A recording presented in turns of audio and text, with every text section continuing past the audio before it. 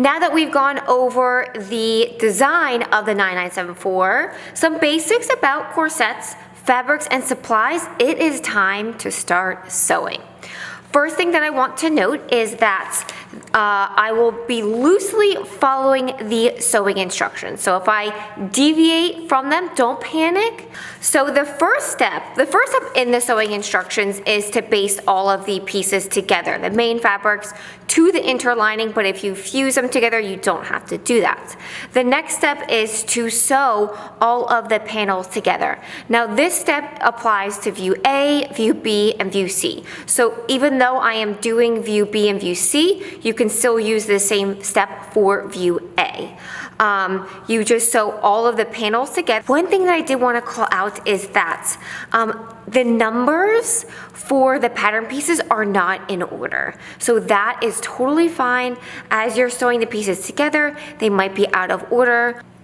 Bodice has been assembled. If when you were lining up any of the vertical seams, you had a panic moment because the one was longer than the other, edge to edge, one pattern will be longer than the other because this is at such an angle. But if you match up the seam lines, it matches. A perfect example is this edge. If I lined up the edge of the pattern to this edge of the pattern, one would be longer than the other, but when I fold that seam allowance back, it follows the curve of the bottom hem. So, pattern edge to pattern edge, one might be longer than the other, but the important thing is that seam line to seam line, it matches, and you'll cut off these dog ears, what they call dog ears, after you've sewn the seam. Now the next step is to sew the boning channels. And the boning channels are sewn in 3 steps, and I have all 3 steps illustrated here. So you could see each one before I show you it under the machine. So the first step is to sew the twill tape. Now the key thing about sewing this first step is that the first step is through the seam allowances only. The second and third step are through all layers of the fabric. So with the bodice facing one direction and the seam allowances and twill tape facing the other direction, you are gonna lay the twill tape on top of that seam allowance so that the edge of the twill tape is right next to the stitch line. Not over it, but right next to it. And then you're gonna sew on the twill tape right inside that edge. So the stitch line on the twill tape should not be over your original stitches.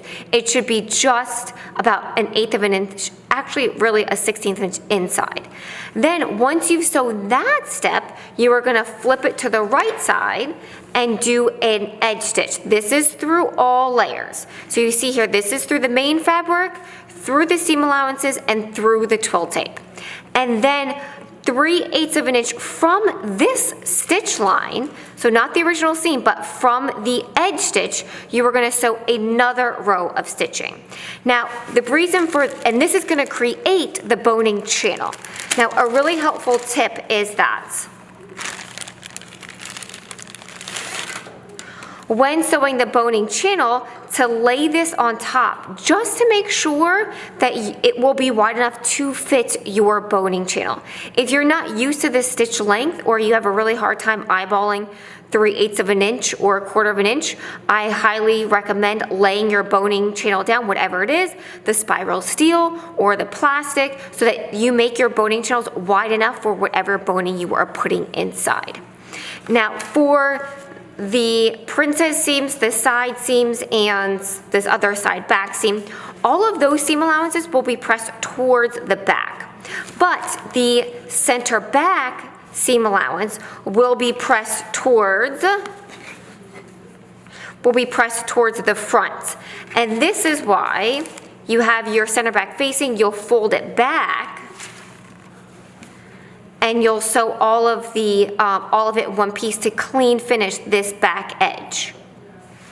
For the center front, you are pressing these seams open and you are sewing a twill tape to either seam allowance.